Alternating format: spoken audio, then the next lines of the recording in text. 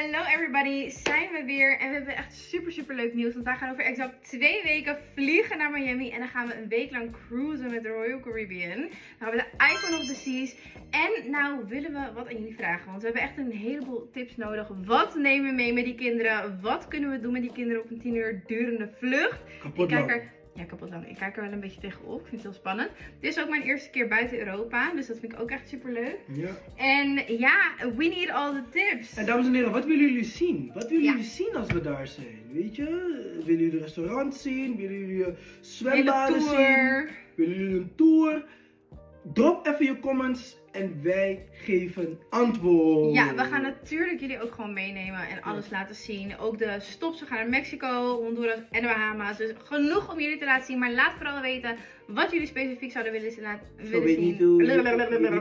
En ja, dat gaan we ook even doen. Even Spaanse les.